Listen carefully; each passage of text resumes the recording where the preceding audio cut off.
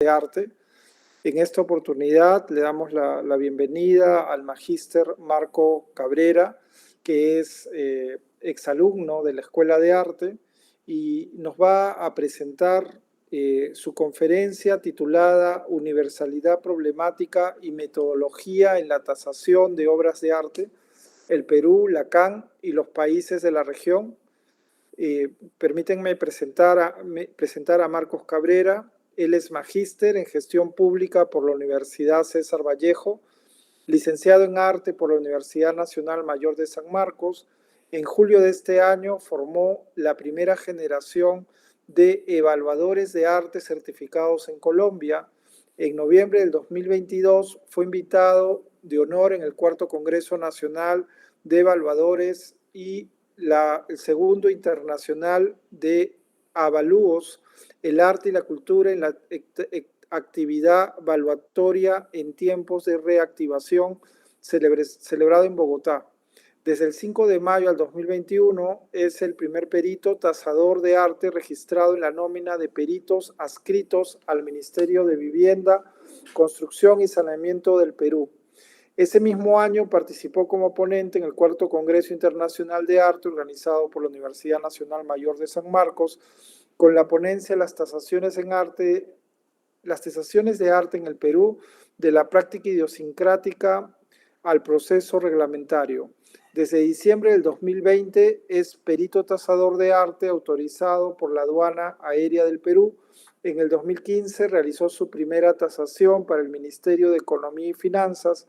Entre las obras que ha tasado figuran artistas como Pablo Picasso, Joan Miró, Salvador Dalí, Damien Hirst, Gerard Richter, Daniel Aumont, Tilsek Suchilla, Federico del Campo, Luis Montero, Francisco Pancho Fierro, Ignacio Merino, Amadeo Modigliani, pintura de escuela cusqueña, Camilo Blas, Víctor Delfín, también de escuela florentina del siglo XV, entre otras. Entre los encargos de este año figuran la tasación de la colección completa del Club Centro Social de Ica, esculturas en el centro de Lima por encargo de la Autoridad de Transporte Urbano y recientemente el despacho presidencial, aparte de colecciones privadas. Actualmente es consultor de referencia sobre el mercado de arte nacional e internacional en artículos que aparecen en el Diario Oficial El Peruano. Damos la bienvenida a Marcos Cabrera. Adelante, Marco. Estimado director de la Escuela de Arte, doctor Fernando Villegas Torres, muy buenas tardes. Y con usted, permítame tratarlo con familiaridad por la amistad que nos une, contigo y con los profesores presentes, los estimados compañeros profesionales y seguramente una gran mayoría de los estudiantes actuales.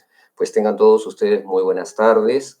Quiero dar una bienvenida también a quienes me confirmaron su asistencia desde Colombia, que son los evaluadores pertenecientes a la ANAP, que participaron también en el desarrollo de mi tesis. Sí, efectivamente, yo acabo de obtener una maestría en la Universidad César Vallejo relacionada a la gestión de la tasación de obras de arte para el cálculo de aranceles, ¿no? Entonces, creo que puedo comenzar con la proyección de las diapositivas que he preparado. Ustedes me dirán si es que se escucha bien, si es que se ve bien.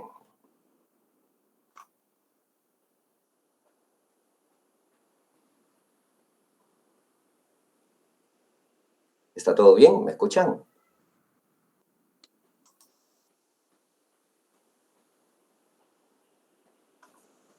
¿Se puede ver, Andrea? Sí se escucha, Marcos. Está bien. Ya, ¿se ven las diapositivas? Sí. Sí. Perfecto. Bueno, el título que he tratado para hoy es Universalidad Problemática y Metodología en la Tasación de Obras de Arte. El Perú, o sea, lo que sucede con respecto a las tasaciones aquí en nuestro país, Lacan, que es la Comunidad Andina de Naciones, que abarca países como Colombia, Ecuador, Bolivia y el Perú, y los países de la región. pero en realidad le he puesto el título universalidad porque este problema de la tasación de obras de arte es mucho más grande que este perímetro geográfico que he delimitado. Yo quiero comenzar con una cita un tanto provocadora en algún momento desde el punto de vista de la filosofía. ¿Por quién escribe la cita? Que es Royce, citado por Durán, y la visión del arte desde la filosofía y desde un punto de vista económico. El arte es antes que nada una rama de la economía. La función del arte consiste en la producción, distribución y venta de obras de arte. La obra de arte es una mercancía como cualquier otra. El mercado del arte forma parte del mercado y funciona de acuerdo a las leyes habituales de la economía de mercado. Las obras de arte circulan en nuestra economía como cualquier otra mercancía en el contexto de la circulación general de mercancías. Estos hechos son hoy incuestionables. A pesar de que quien lo dice es toda una autoridad, yo creo que desde la primera oración el arte es antes que nada una rama de la economía. Cualquier historiador de arte y licenciado en arte, como en mi caso, podríamos tener algunos reparos en esta primera afirmación. Y luego en las siguientes, puesto que al final, cuando después de haberla leído, se indica que efectivamente esta circulación económica de las obras de arte obedece a cómo transitan cualquier tipo de mercancías en el mercado, pues creo que habría mucho que decir. Prefiero la división que sobre arte hace Unzueta en su texto El mercado del arte, cuando habla de las dos dimensiones de arte y habla de la dimensión cultural y de la dimensión económica. No voy a tratar la dimensión cultural porque creo que todo el público presente más bien sabe mucho de eso. De lo que voy a tratar es de la dimensión económica. Por ejemplo, citando a Bamol, cuando dice el mercado del arte no existe en un nivel de equilibrio, por lo que sus precios son considerados no naturales o antinaturales en un sentido clásico. Y Bamol da un ejemplo bastante interesante cuando habla del el tema antinatural.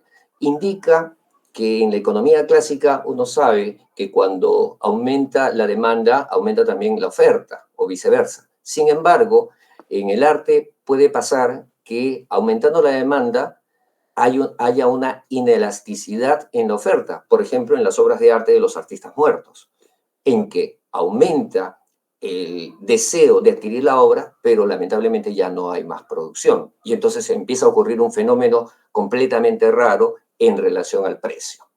Por el otro lado, por el lado de la contabilidad también, esto es bastante curioso, porque las doctoras en contabilidad, Azuaga y Peombo, indican la pérdida de valor de un bien de capital es cierta en la mayoría de los procesos industriales. No lo es en el caso de los procesos que consumen obras de arte, que sufren una revalorización constante.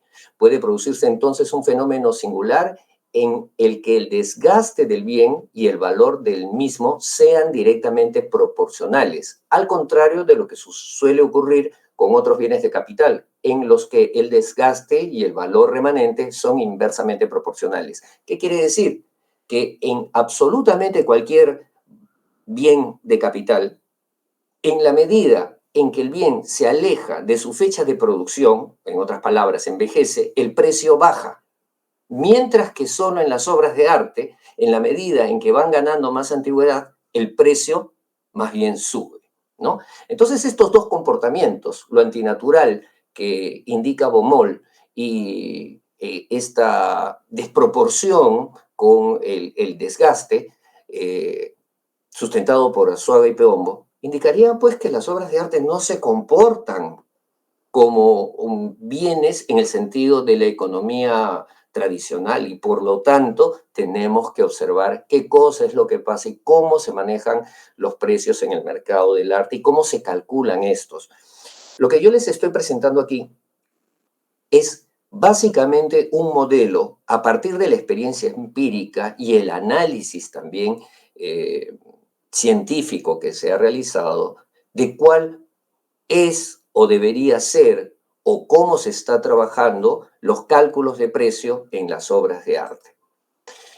Quiero decirles que mi tesis, Gestión en la tasación de obras de arte para aranceles de importación en una aduana de Lima 2023, se encuentra publicada y abierta en el repositorio de la UCB, así que en el momento en que deseen, por favor, y sobre todo en esta conferencia, para afianzar temas más específicos, los invito a revisarla. Y también tengo que decir que gracias a la invitación del Cuarto Congreso Internacional de Arte San Marcos, cuando di la conferencia de la tasación de arte en el Perú, de la práctica idiosincrática al proceso reglamentario, hay mucho antecedente teórico de lo que ha sido finalmente el trabajo académico que he presentado ahora.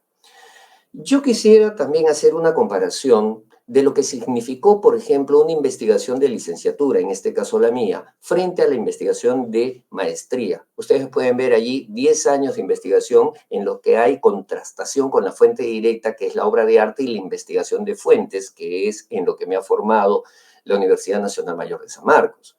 Luego, en los 3 años en que realicé esta maestría, ya tenía esa formación de la revisión de fuentes, y lo que se aumentó fue la tesis cualitativa y la evidencia científica, que fue las entrevistas semi-estructuradas con el análisis fenomenológico. Pero no solamente ello, que hubiera sido lo necesario para la sustentación.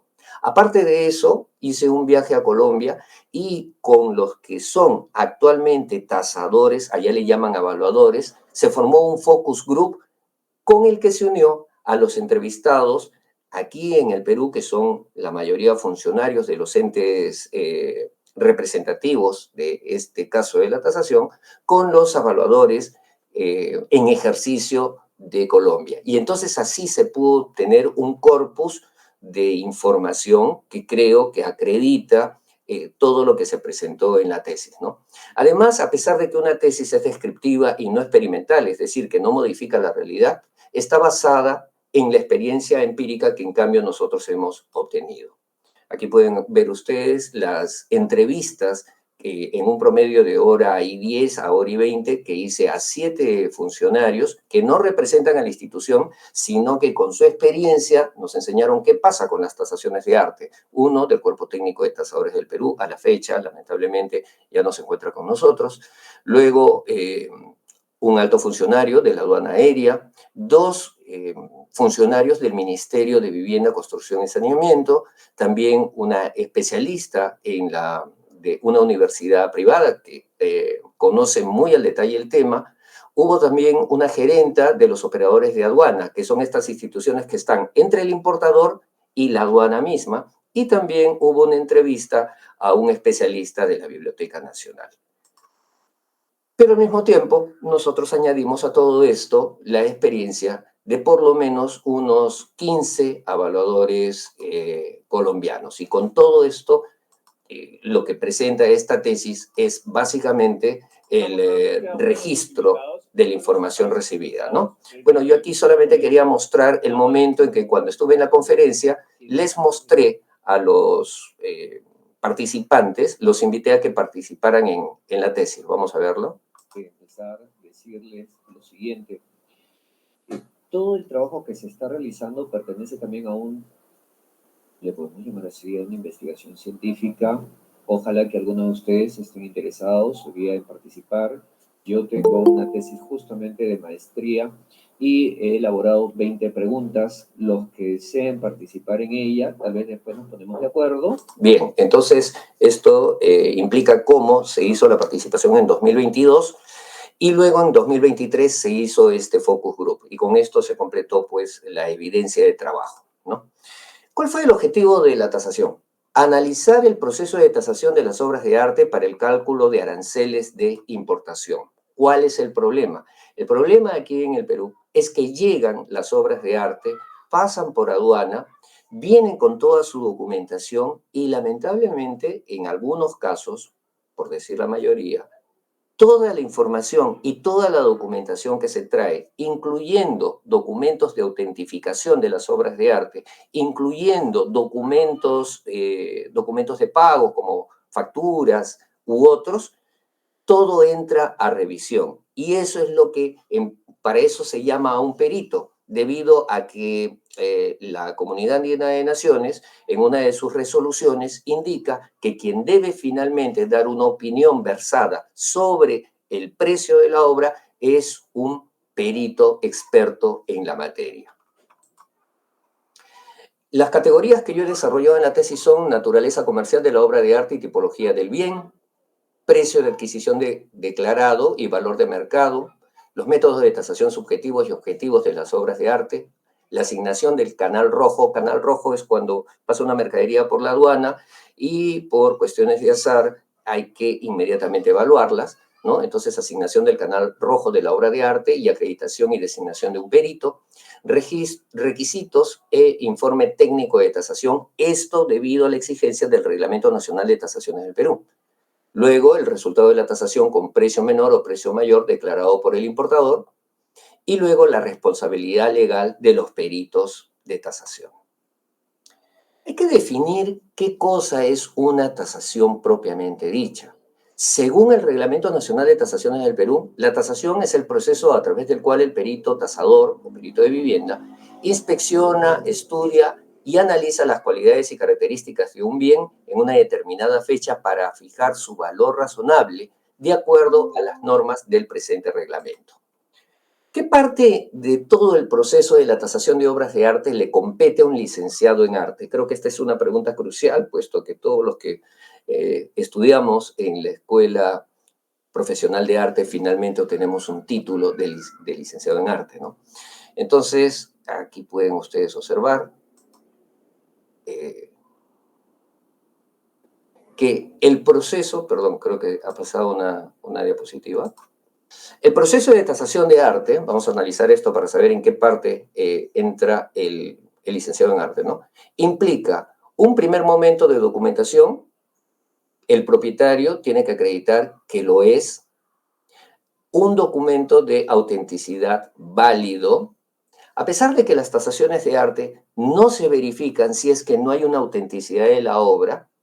No es labor del tasador, y esto que quede claro, autentificar la obra de arte. Un proceso de autentificación de tasación en general puede demorar unos 15 días. Un proceso de autentificación de una obra de arte puede demorar tranquilamente un año o año y medio, ¿no? Y quizás mucho más. El segundo proceso es la inspección ocular. En la inspección ocular, la persona que se acerca a determinar el bien tiene que estar acompañado de un conservador de arte. El tercero, la investigación documental, para formar lo que se llama la provenance a través de la documentación de archivo y la información oficial. El cuarto procedimiento es la investigación de mercado. Hay dos mercados en arte, el mercado primario y el mercado secundario. El quinto método, y esto es lo que lo he resaltado porque en general cuando uno se acerca a la obra de arte, lo primero que quiere saber es cuál es la fórmula que se utiliza para finalmente identificar el precio de la obra de arte. Bien, las fórmulas están en los métodos de cálculo objetivos. Sin embargo, también hay que sumarle los métodos de cálculo subjetivos. Y finalmente, cuando ya se tiene, y yo creo que aquí hay que prestar mucha atención, cuando ya se tiene el valor comercial de la obra, todavía no termina la tasación. Hay que pasar a la aplicación de la normativa para que finalmente, después de todo este proceso y de presentado el informe técnico, el resultado al que se llegue sea llamado efectivamente tasación. Bien, entonces, regresando a la pregunta. En el primer momento, en el caso de la inspección ocular de arte, donde también participa el conservador, en el momento luego de la investigación, tanto artística y econométrica, el cálculo del precio, el cálculo matemático, y finalmente en la tasación que implica la normatividad vigente, ¿dónde participa el licenciado en arte? En todo el proceso, desde el inicio hasta el final, por una sencilla razón. Lo que se está tasando es una obra de arte. Esto se puede comparar, por ejemplo, con un proceso de tasación de un edificio, ¿no? Un inmueble. Allí hay un ingeniero civil o un arquitecto. ¿Por qué? Porque el objeto de tasación es justamente un inmueble o una edificación. En este caso, de lo que se trata es de una obra de arte. El perito de obra de arte tiene que ser el licenciado en arte que acompaña todo el proceso. Es ineludible la licenciatura en arte como requisito indispensable y luego le compete también al licenciado en arte el peritaje de la tasación y la autentificación. ¿Quién puede ser un perito tasador? Según documentación legal del Ministerio de Vivienda, el profesional colegiado hábil que cuenta con calificaciones, capacitaciones acreditadas y experiencia en tasaciones compatibles con su formación profesional.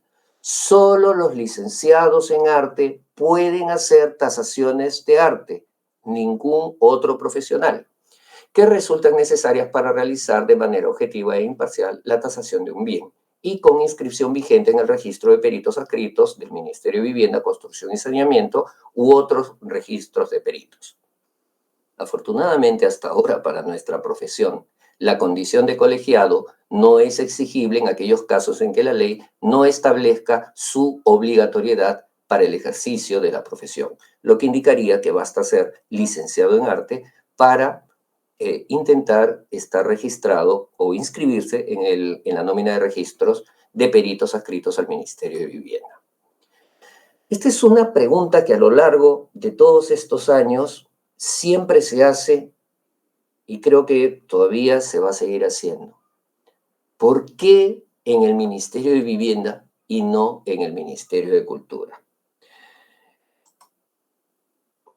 El reglamento de organización de funciones del Ministerio de Cultura, en sus funciones rectoras, funciones técnicos normativas, funciones específicas exclusivas, funciones específicas compartidas, en ningún solo literal indica que el Ministerio de Cultura hace tasaciones de arte. En cambio, en el decreto supremo que aprueba el reglamento de registro de peritos adscritos al Ministerio de Vivienda, se indica que el numeral 6 del artículo 9 de la Ley 30.156, Ley de Organización y Funciones del Ministerio de Vivienda, Construcción y Saneamiento, establece entre las funciones exclusivas de ese ministerio el normar, aprobar y efectuar las tasaciones de bienes que soliciten las entidades y empresas estatales de derecho público o derecho privado. Estos bienes pueden ser bienes inmuebles, bienes muebles y bienes intangibles. Lo sabemos porque en el Reglamento Nacional de Tasaciones del Perú están divididos en estos tres grandes campos. ¿Dónde entrarían las obras de arte? En los bienes muebles. ¿Cómo se puede comprobar esto? Vaya usted al Ministerio de Cultura, solicite el registro de alguna pintura, de alguna escultura, al registro del Ministerio de Cultura y le van a entregar una ficha que dice registro de bien mueble. Por lo tanto, el Ministerio de Cultura indica que todo el patrimonio cultural que tiene son bienes muebles. El Ministerio de Cultura se encarga de velar por ellos, de catalogarlos, de hacer una serie de funciones que la ley manda que haga y donde es autónomo. Lo único que no puede hacer es tasar una obra de arte porque ese aspecto le pertenece al Ministerio de Vivienda. No estoy diciendo que el Ministerio de Vivienda sea especialista en temas de cultura. Estoy indicando estrictamente y según las normas que se muestran que el Ministerio de Vivienda hace tasaciones de bienes muebles y uno de los bienes muebles son las obras de arte. Bien, para hacer una tasación de obras de arte hay que empezar con una inspección ocular. Aquí ustedes pueden ver que al enfrentarnos a revisar una obra de arte, siempre tiene que tener prioridad el conservador. Un licenciado en arte, por más que esté a cargo de hacer la tasación, está supeditado a que el contacto con la obra de arte y la manera de trabajar esté enmarcado bajo la supervisión de un conservador o una conservadora de arte. En algunos casos, la experiencia nos ha enseñado, porque muchas cosas de estas no están escritas y las hemos tenido que aprender empíricamente, que incluso la conservación de las obras de arte está, no quisiera utilizar el término por debajo, sino supeditada a los procesos administrativos y logísticos de la ingeniería industrial. La ingeniería industrial en una tasación de arte empieza desde la inspección ocular y va a acabar con los con la revisión de los cálculos, mientras que la conservación de obras de arte o el conservador de obras de arte solamente va a estar en el momento de la revisión del bien en la inspección ocular y allí culmina su función. Todos los demás aspectos que recuerdan ustedes, les comenté en una diapositiva pasada, ¿no? Los sigue haciendo la ingeniería industrial de la mano con el licenciado en arte. A partir de ello hemos aprendido muchísimas cosas. Una de ellas es hasta la propia medición, porque la medición se tiene que hacer con instrumentos normados y pasa también por quién hace la medición. En la experiencia que hemos tenido, en el 100% de obras que llegan del extranjero, de las más grandes galerías del mundo, ninguno de los documentos que nos han traído tenían una medida exacta. No sabemos con qué miden. De hecho, en otras conferencias he tratado de indicarle a quienes están en los museos cuál es la forma que miden las obras de arte, porque no creo necesariamente que los museos u otras instituciones como galerías que trabajan con obras de arte encarguen la función de medir a los ingenieros.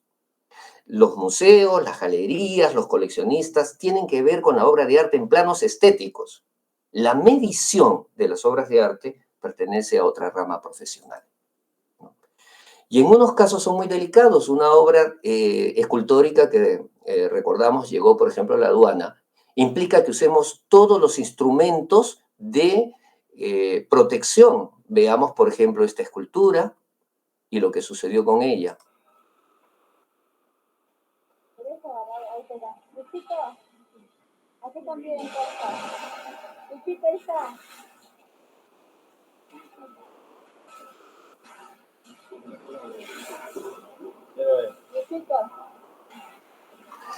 Lo que nosotros vimos en aquel momento fue una especie no identificada porque llegaba del extranjero. No es nuestra función, indico, intervenir la obra de arte, pero gracias a que estábamos con todos los instrumentos de protección, afortunadamente pudimos haber salvado cualquier tipo de percance un poco desconocido. No solamente ello, el solo hecho de armar muchas veces los instrumentos de medición implican que hayan accidentes. Y esto nos enseñó desde la aduana a que no solamente hacemos una inspección in situ, sino que tenemos que transmitirla a oficina. ¿Y por qué transmitimos a oficina? Para que desde oficina se vea todo lo que se hace con las obras de arte. Y si sucediera algún accidente en ese momento, pudiéramos inmediatamente interactuar. Tal vez nosotros no allí, pero quienes están en oficinas llamar a las instituciones adecuadas del caso para poder intervenir. Hemos tenido casos en los que solo bajar un cuadro, les puse allí una fotografía, pudo representar un riesgo bastante alto. Una vez que se han recolectado los datos, tenemos que analizar la información. Fíjense ustedes qué pasó en una obra de arte de la connotada artista nacional Tilsa, cuando revisamos la obra, y también tenemos que estar seguros de que vamos a dar un precio a una obra que es auténtica. Solo cuando le pasamos la prueba infrarroja, ustedes ven aquí abajo, apareció la firma de Tilsa también abajo.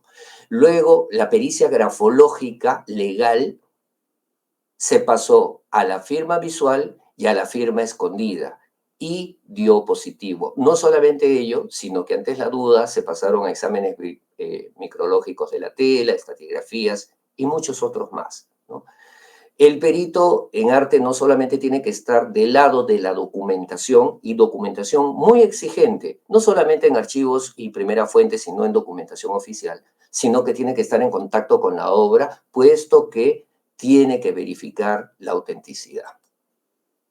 En otros casos, por ejemplo, cuando llegan obras, esta obra, el propietario nos indicó que era de Ignacio Merino y que tenía una firma, y nosotros pasamos a hacer los análisis específicos, inclusive hasta la fotografía forense. Sí llegamos al caso de que había una firma, pero nunca se ha podido identificar hasta el momento que esta firma pertenezca fehacientemente a Ignacio Merino. No podemos decir que no, pero tampoco no podemos decir que sí. Lamentablemente, y a pesar de los parentescos iconográficos y estéticos que son importantes, No podemos terminar de decir pericialmente, porque la firma se encuentra ilegible, que la obra pertenezca al artista señalado.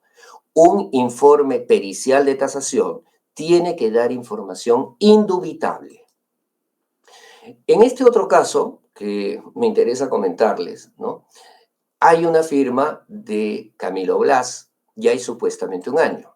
Cuando hacemos la verificación, por ejemplo, con documentos oficiales, vemos que la ficha de registro para esa obra dice efectivamente Camilo Blas, dice que el título de la obra es Cajamarca, ahora nosotros sabemos de dónde salió esa fuente, y dice que el año es 1938. Dice otras cosas más, ¿no? Como las dimensiones y el estado de conservación, esto nos va a valer para más adelante. Quedémonos con el nombre de la obra y con el año.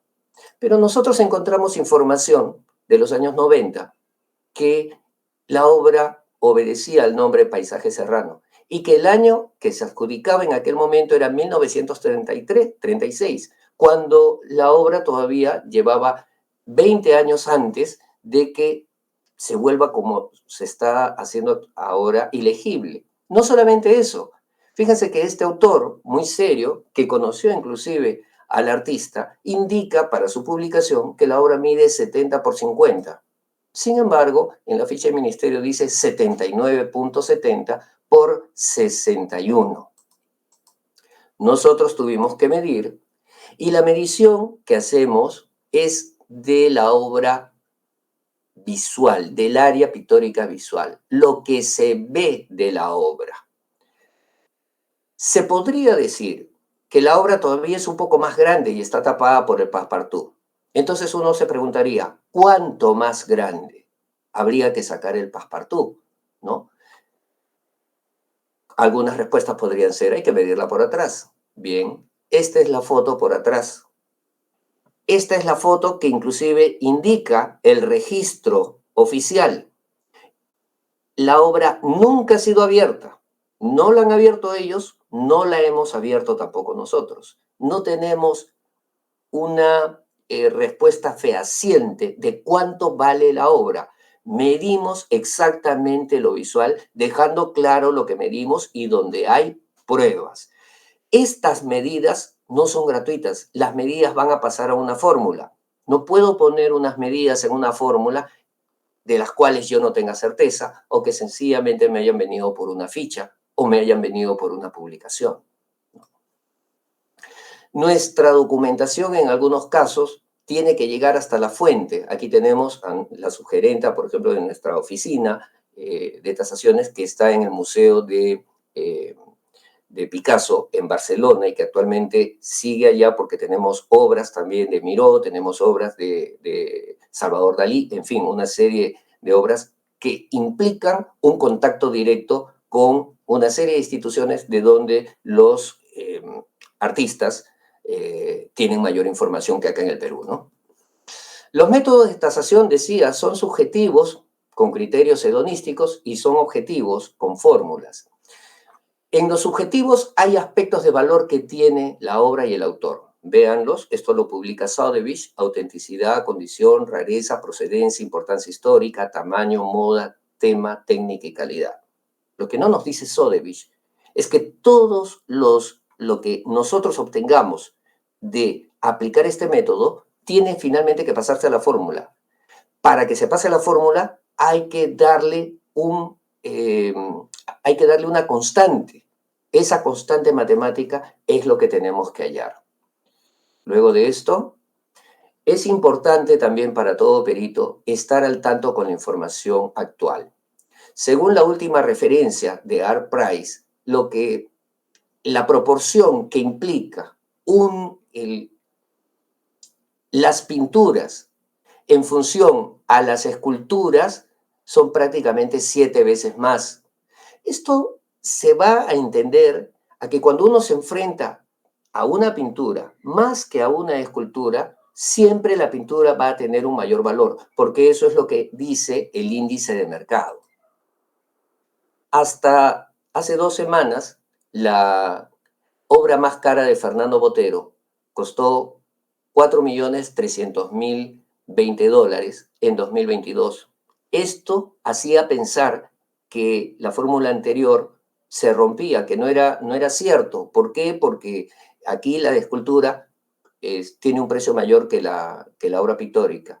Y la semana pasada, como les digo, se vendió la obra también en Sotheby's, que es una pintura de Fernando de Cislo que está en 5.132.000, que ha establecido su nuevo récord. Quiere decir que un perito debe tener en cuenta los fundamentos anteriores porque efectivamente están basados en muchas ventas del mercado del arte. Alguien podría pensar que lo que sucede en el mercado internacional no pasa en nuestro mercado, pero el 31 de mayo de este año se vendió por las subastas de Mali un cuadro de Fernando de Cislo en $80.000 aquí en Lima. Como $80.000 atrás. Ahí está. Un cuadro que costaba eso. $80.000. $80.000. $80.000 a la una. $80.000 a las 2. Y estoy vendiendo en $80.000. 85. Tipo. 80.000. 85. $80.000 lo tengo atrás. $80.000 a la una, a las 2 y lo vendo en $80.000 a las 3. ¡Bravo! $80.000 el cuadro de Fernando de Cislo. Lo curioso del caso es que es acá en Lima, ¿no? ¿Cuáles son los pintores peruanos más preferidos? Esto es bastante interesante también. Hay una encuesta que salió en El Comercio en el 2021. La pintora de mayor preferencia es Tilsa Suchilla, y allí ustedes pueden ver los 10 siguientes. La encuesta incluía muchos pintores más. Incluso creo que algunos profesores de la escuela participaron en esta encuesta del Comercio de julio de 2021. Pero esta encuesta se tiene que sumar también a la que Hueso Húmero hizo en 1980. Y ustedes pueden ver el cambio que ha habido en aproximadamente 40 años. Aquí he establecido unas líneas. Tilsa Suchilla ha pasado del puesto 2 al puesto 1. Algunos han bajado, otros se mantienen igual, otros han subido y otros han aparecido, ¿no? El caso de Jorge Eduardo Eyelson, Julia Codecido, Pancho Fierro. Sin embargo, a pesar de estas preferencias institucionales, estas preferencias intelectuales y artísticas, esto hay que combinarlo también con los precios del mercado. Y esto es bastante curioso. En el 2022, nosotros hemos publicado, luego de una investigación, cuáles son los 10 artistas por los que se han comprado las obras a un precio más alto. Fíjense ustedes, Tilsa Suchilla el año pasado con la venta de Tristán y Isolda pasó a primer lugar, quitándole el primer puesto a Federico del Campo, que durante casi una centuria ha estado ubicado en el primer lugar en cuanto a adquisiciones de obras de arte. Y Federico del Campo tiene el puesto 2, puesto 3, puesto 5, puesto 6, puesto 7, puesto 8. En el puesto 4 está Luis de Riaño y en el puesto 9 y 10 nuevamente Tilsa Suchilla. Vean ustedes, ¿no?, las obras. 1, 2, 3, 4, 5, 6, 7, 8, 9 y 10. Un dato anecdótico. En las dos encuestas, tanto de Hueso Húmero cuanto del Diario del Comercio, que en conjunto suman más de 130 intelectuales y que aproximadamente en cada encuesta aparecen 100 pintores, en ninguna de las dos aparece una sola nominación a Federico del Campo. Este es el mercado internacional de obras de arte, que si alguien se quiere dedicar al peritaje de tasación lo tiene que conocer. Saben que el mercado está liderado por Estados Unidos, luego China como un mercado emergente, y después Inglaterra, y luego también algunos países de Europa. España no, toda Latinoamérica tampoco, no configuran en algunos casos el 1% del mercado global del arte. Sin embargo, en este mercado global, nuestra pintora Tilsa Suchilla alcanzó también los $880.000 por su cuadro, ¿no? Justamente aquí está. Bien, yo aquí les voy a poner esta última parte, que viene a ser el momento en que en el martillo se logran los $700.000. Y también para indicarles que si ustedes revisan la información, se van a dar cuenta que no dice $700.000, sino 880.000, que vienen a ser siempre el precio con los impuestos. La gran pregunta es, ¿un perito tasador de arte debe tener también en cuenta el impuesto? Los artistas en el mercado del arte se diferencian por las gamas. La gama media, los que van de $50.000 a $1 millón, la gama alta de $1 millón a $100 millones y la gama plus alta de $100 millones para arriba. Hay algunos, sabemos que el cuadro de Leonardo da Vinci se vendió en $400 millones con impuestos 450 millones de dólares, perdón. La segunda fue la obra de Andy Warhol, que se vendió hace poco. Picasso también acaba de obtener la semana pasada su tercera gran obra importante, vendida en $139 millones, aunque en el martillo fueron $121 millones que lo compró la historiadora de arte Brooke Lampert. Los métodos objetivos es donde prevalecen en cambio las matemáticas. Aquí tenemos las dimensiones. ¿Por qué las dimensiones? Es que obviamente una medida es un factor de precisión, como también lo es la inflación y también lo es el precio. Estas tres variables se tienen en cuenta en una tasación porque son exactas. Las otras, las hedonísticas, qué tan importante puede ser un artista, de dónde proviene la obra, etcétera, que ya les mencioné, hay que convertirla a factores para que a través de esas variables se puedan colocar en las fórmulas. En general, las obras de arte tienen que tener obras testigos, que son obras vendidas del mismo autor, periodo y estilo, y tienen que tener información válida, listas de precios públicas u oficiales, subastas anteriores.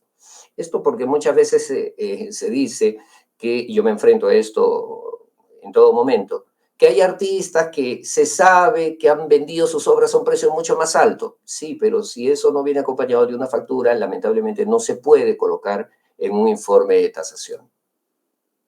El valor similar nuevo, que es el que exige el Reglamento Nacional de Tasaciones, implica conocer la obra testigo, luego sumarle costos como movilidad y seguro y los costos de traslado e instalación. Esto es algo bastante interesante porque muchas veces cuando no se tiene este conocimiento uno cree que el valor es solamente el valor comercial. No, esto para una evaluación, pero no para una tasación. Fíjense ustedes la fórmula que aparece en el Reglamento Nacional de Tasaciones, artículos 126 y 127. Permítanme, por favor. Artículo 126, determinación de la tasación de muebles. Cuando se hizo este artículo, yo no creo que al decir la palabra muebles se estaba pensando en una obra de arte. Pero en todo el Reglamento Nacional de Tasaciones no existe otro espacio donde pueda entrar. Y por eso es que en la tesis yo objeté qué cosa es una obra de arte. Sin embargo, a raíz de los resultados, todos los expertos consultados indican que las obras de arte son bienes muebles. Esta es una pregunta que yo le dejo para todos los licenciados en arte.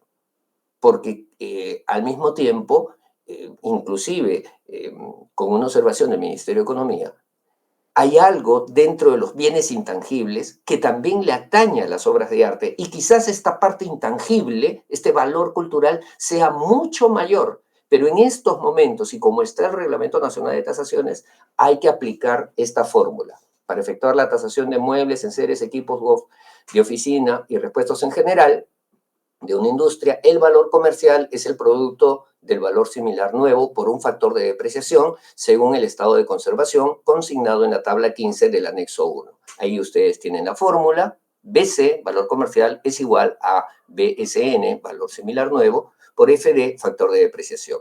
Fíjense en el artículo 127 que les puede dar muchas salidas. Del uso del factor de mercado, el perito puede aplicar adicionalmente un factor de mercado debidamente sustentado. Aquí es donde entran todos los valores sintéticos, hedonísticos que les comenté al inicio. Esta es la tabla del factor de depreciación. Para el reglamento hay nuevo, bueno, regular, malo y muy malo. Pero fíjense ustedes los lapsos, muy malo, 0 0,1 a 0,9, 10 elementos. Malo, del 10 al 20, 11 elementos. Regular, del 21 al 50, 30 elementos. Bueno, del 51 al 90, 40 elementos, y nuevo del 91 al 10. Esto no obedece a una escala de Likert. Esto es algo que he objetado inclusive en los interiores del propio Ministerio de Vivienda, porque en cambio se sobreentiende que el factor de conservación de las obras de arte solamente tienen malo, regular y bueno, pero esto también se sobreentiende que está en una escala de Likert, es decir, 1/3 de toda una unidad. Los invito a que sepan ustedes que cuando se trata de una tasación de obra de arte, la definición con la que se va a trabajar es la definición legal. Y la definición legal implica que una obra de arte es una expresión original que le pertenece a un creador. Son esas dos características las que vamos a trabajar en un peritaje. Los factores de mercado importantes también son los periodos de producción, las publicaciones, los procesos de autentificación, las exposiciones, los premios, el ranking local, nacional, continental, internacional, universal. Recuerden que hay artistas que son muy cotizados en su región, otros a nivel nacional, y conforme se va expandiendo la geografía, algunos son internacionales y otros inclusive son importantes en el tiempo, ¿no? Son universales. Como historiador de arte y licenciado en arte, implico que también un tasador debe tener una ética profesional. No es función de un perito tasador inventar un valor a la obra de arte, sino hallar el valor para establecer el precio. Luego, una correcta tasación determina qué es, disculpen que falte la tilde, determina qué es patrimonio frente a la propiedad auténticamente privada, velando por el valor de la obra y de los propietarios antes que el de los comerciantes. Estamos hablando de tasaciones de artes que tienen legalidad en el momento de vender y no estamos hablando de patrimonio. Curioso, porque en cuanto a patrimonio, también se hacen tasaciones, pero se hacen tasaciones para temas de seguros. Bien, quiero terminar esta exposición con algunas diapositivas que de repente les pueden interesar. Por ejemplo, gracias a la venia de un propietario, y aquí tengo que decirles que yo tengo... me siento realmente a veces muy mal de querer compartir mucha información que no puedo hacer por temas de confidencialidad. Este es un cuadro de Picasso que nosotros hallamos y que bajo la luz ultravioleta apareció una iluminación que conllevó a hacerle muchas otras pruebas ya químicas y físicas y que ha llegado inclusive a una fundación de Picasso en estos momentos en Francia, con la que estamos haciendo intercambios de información.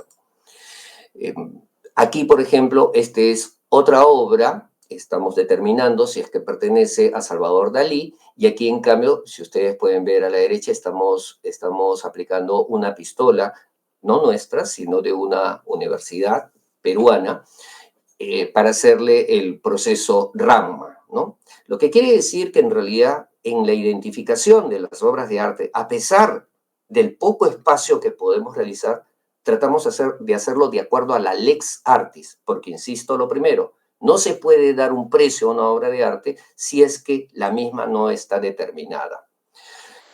Los invito a que ustedes, por favor, siempre tengan ojos abiertos. Les voy a dejar este pequeño último video para que vean qué pasa en una exposición y que tengan mucho cuidado también con la información que aparecen cuando los libros no tienen en cuenta mucho la experiencia empírica. Vamos a revisar esta obra después de todo lo que hemos visto. Y esto es bastante curioso porque la ficha, que se puede hacer el acercamiento, la ficha dice año 2000. Pero si uno se acerca a la obra y mira la firma dice 1996. Curioso. Bueno, no sé qué otra palabra más utilizar, ¿no? que la de la curiosidad. Sí, bien.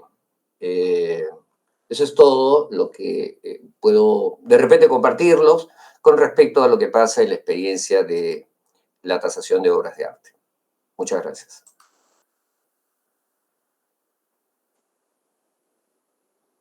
Marcos, muchas gracias por la presentación y un poco por dar cuenta, ¿no?, de tu trabajo de tesis y de un poco las distintas miradas en las cuales tenemos que vincularnos al objeto artístico cuando se ve desde la mirada de la tasación de obras de arte. A continuación vamos a pasar a las preguntas del público. Andrea, no sé si tenemos alguna pregunta.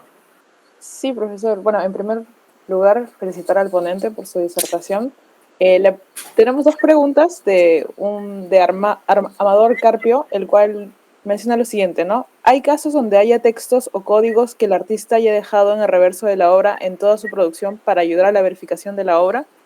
Esa es la primera pregunta. Y la segunda pregunta, ¿por qué las obras de artistas peruanos no llegan a pasar los 10 millones? Sí, esas serían las dos preguntas. Bien, muchas gracias. Cuando se revisa una obra de arte, se revisa todo lo que se pueda, ¿no? Mi primera experiencia en la aduana fue con una obra de Ormond, recuerdo, el artista inglés. Llegaron unos paneles y los paneles estaban atornillados a la caja en la que vino. Entonces, como perito yo tenía que revisar la obra por adelante y por atrás, pero estaba tan apretada que casi pasábamos por alto esta información. Cuando logramos hacer la gestión, recuerdo que fue en Talma, fue una gestión de 1 hora, y nos dijeron que solamente pudiéramos voltear un solo panel que nosotros escogiéramos. Al voltear encontramos la firma del artista, encontramos la etiqueta, y dato curioso, la etiqueta no coincidía con el certificado de autenticidad. Yo me pregunto qué hubiera pasado si es que no hubiera volteado la obra y hubiera visto y me hubiera dejado llevar por la información que tenía a la mano, ¿no? En arte, lo dijo Gustavo Perino, que es perito en arte argentino, dijo: la pericia en arte es completamente contraria al derecho. En el derecho nadie es culpable hasta que se demuestre lo contrario. En arte todo es falso hasta que se demuestre lo contrario. Ciñéndome a la pregunta, ¿una inscripción puede ayudar? Absolutamente todo ayuda. Sin embargo, he tenido obras en las que en la parte posterior, ¿no?, dicen nombres de la obra que de todas maneras uno no sabe si las hizo el artista, que han podido ser posteriores. En prioridad, lo que se evalúa y se tiene en cuenta es lo que está en el anverso de la obra, porque hay artistas que han dejado su firma, han dejado el lugar donde se ha hecho la obra de arte, han dejado el año y han dejado hasta el título de la obra. Esto no lo dije, bueno, por el tiempo que tengo, pero la experiencia nos ha enseñado que casi el 80 o 90% de las obras como las que me he enfrentado, y una proyección del 80% de las obras mundiales, son todas sin título. ¿Por qué? Porque la obra de arte no tiene título. Entonces uno, cuando pone una pericia y va a decir, esta obra se llama tal, ¿por qué? ¿No? En esa obra que les enseñé, donde el registro del Ministerio de Vivienda tiene conflicto con la fuente escrita de aquella persona que conoció al artista, ¿no? ¿Cuál es el verdadero título de la obra? El verdadero título es sin título. Según el registro del Ministerio de Vivienda, es Cajamarca. Según lo que dice el autor del libro, es Paisaje Serrano. Pero la verdad es que lo fehaciente, lo concreto, lo real, es que la obra no tiene título, que es lo que se puede comprobar. La otra pregunta que me dijiste era ¿por qué las obras peruanas no llegan a un precio más alto? Yo creo que de lo que se trata, porque ese es un tema de los artistas, y los artistas son los llamados a cada vez elevar su expresión artística y lograr lo que Bourdieu dice, pues, como es el capital simbólico, ¿no? Y que éste se reconozca. Pero lo que es importante es que nosotros vayamos conociendo las diferentes cotizaciones. Saber hoy por hoy que la obra más cara peruana vendida en subasta pertenece a Tilsa Suchilla y que el precio que se ha logrado con todo impuesto ha sido $880.000, quita inmediatamente a toda persona nos da la seguridad de que nadie puede decir que hay alguna obra peruana que cueste más de $1 millón, porque eso no está demostrado. Tendría que haber una venta que llegue a ese precio para que se demuestre. Y fíjense lo que les digo, la obra más cara es la de Tilsa, 880.000. La que le siguen son los Federicos del Campo, en 600.000, 400.000. Las que se están vendiendo actualmente, ustedes han escuchado de ellas, Sislo. El récord de Sislo es 160.000 y las que siguen están por debajo de los 100.000. La mayoría de las otras obras peruanas están por debajo de los $50.000. Esa es la realidad. Y todas las obras, y cada vez que nos vayamos a enfrentar a alguien que diga, miren esta obra de arte, seguro debe estar costando 300.000, 600.000, 800.000 o más de $1 millón, pues la verdad es que el mercado concreto, el mercado que uno puede verificar, no ha dicho que eso sea una realidad. Tal vez es una especulación, pero no es una realidad. Sí, Andrea, ¿tenemos otras preguntas? Sí, profesor, tenemos dos preguntas más de Alicia León, la cual menciona lo siguiente. ¿Cuánto tiempo en promedio se demora en realizar las pruebas para comprobar la veracidad de una obra? ¿Y qué se hace en el caso de falsificaciones? Bien. Voy a empezar con la segunda, ¿no? En el caso de una falsificación de una obra de arte, a mí me ha llegado, he tenido que presentar algunos informes. Obviamente lo único que no se hace es dar un certificado de autenticidad, ¿no? No se puede dar un certificado de falsedad, eso no existe. Simplemente la obra no llega a cumplir los requisitos necesarios para convertirse en una obra auténtica. Ahora voy a decir más, porque en realidad estos temas ameritan mucho más desarrollo. Hoy por hoy, la autenticidad completa no existe. Llegamos a ciertos grados de autenticidad porque se ha comprendido que, si bien es cierto, la ciencia ha entrado y con mucha fuerza y con muchos análisis a saber si las obras son o no son auténticas, estamos sujetos en primer lugar a la ciencia de la fecha. Y las pruebas cada vez van a ir mejorando. Entonces, hasta una determinada fecha, bajo ciertos procedimientos exigentes, diálogos con pares, documentación, pruebas RAMA, pruebas físicas, químicas, estratigrafía, análisis biológicos, para que yo pueda decir, por ejemplo, que una obra es auténtica, no es que Marco Cabrera lo dice, es que los rayos X, la prueba pericial grafológica, el análisis químico, el análisis físico, el análisis de la tela, todo va saliendo positivo y la suma de todo esto nos indica que la obra es auténtica hasta el momento, porque todo indica que así lo es. Puede ser que de repente aparezca algo de allí que, llegado el momento, uno implique que tal vez no lo es, y les voy a dar un dato, ¿no? Se siguen escribiendo los libros que la obra de Salvatore Rebelli, el Colón, es de mármol de Carrara. Yo he tenido acceso a los documentos técnicos. Es curioso porque el químico que ha pasado la prueba indica, ¿no?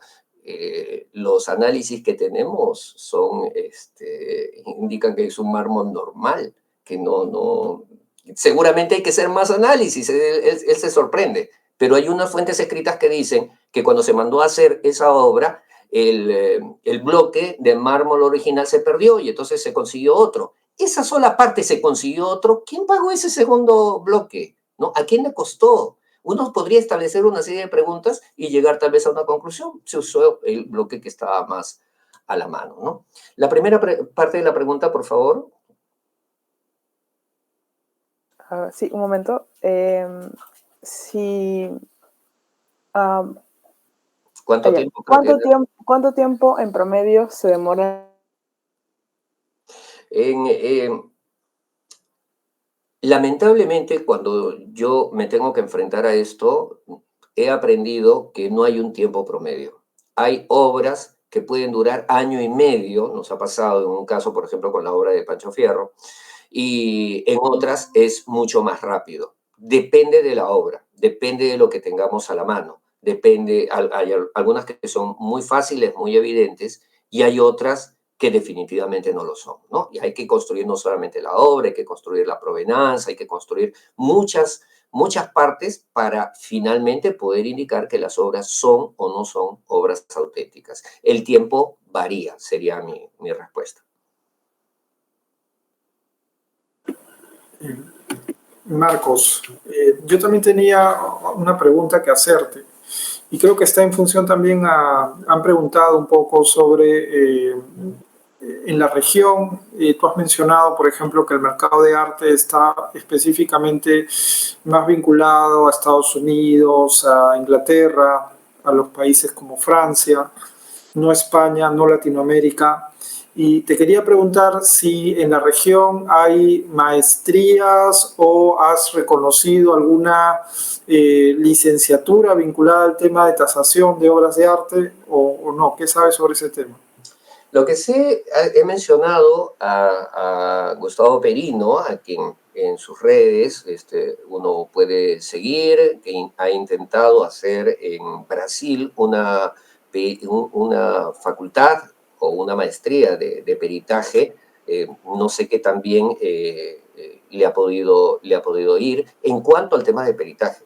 En cuanto al tema de tasación, esto es un poco más difícil.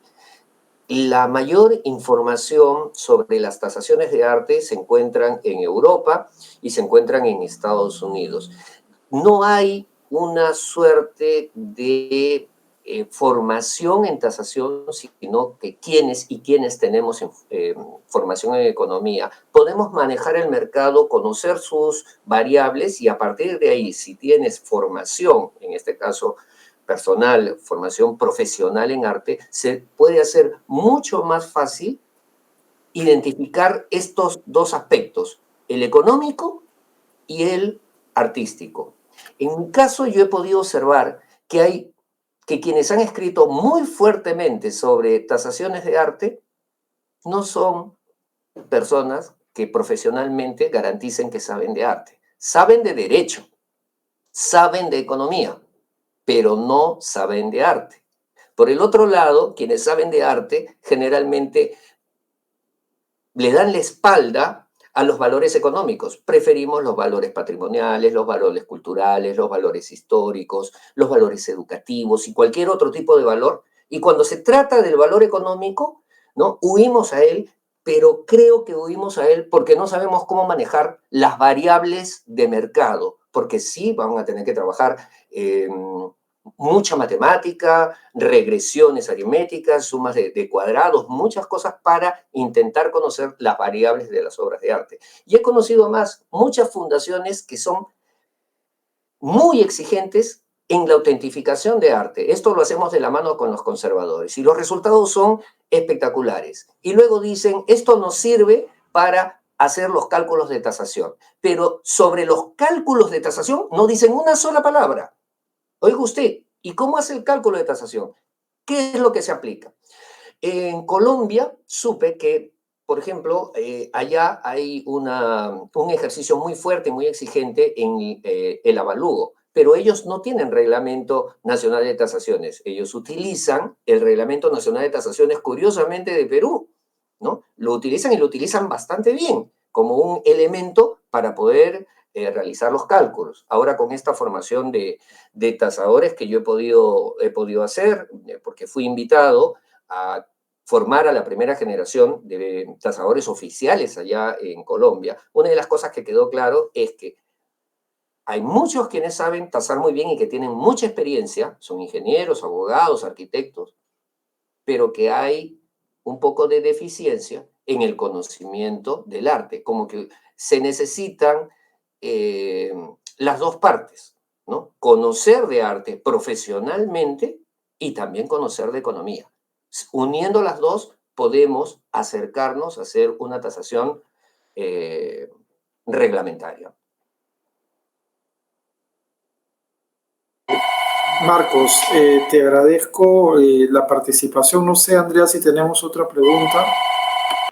Sí, tenemos una pregunta también de Amador Carpio. Bueno, primero pregunta si hay alguna bibliografía que nos pueda recomendar para especializarnos en el tema o conoce algún diplomado o maestría. Y después pregunta si no hay ofertas de formación en el medio de bibliografía, ¿qué nos puede recomendar? Ya. Disculpen que en este caso hable en primera persona, pero creo que ser licenciado en arte de la escuela siempre me da una responsabilidad académica, porque considero que soy, antes de ser un perito tasador, soy un académico.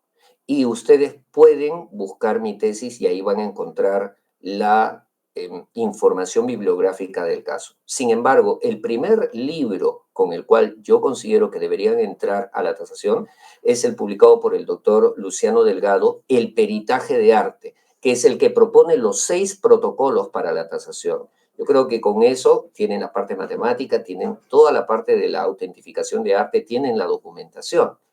No abarca, desafortunadamente, el doctor Luciano Delgado, la parte que en la que yo trato de apoyarlos, porque he tenido la suerte, lo llamo así también la suerte, de entrar a la aduana y a partir de la aduana saber qué cosa es lo que sucede y qué es lo que se necesita para hacer una tasación reglamentaria. Pero creo que el libro del doctor Luciano Delgado, como muchos otros más que menciono en la tesis, son bibliografía más que suficiente para no solamente entrar al peritaje de arte, sino especializarse en el mismo.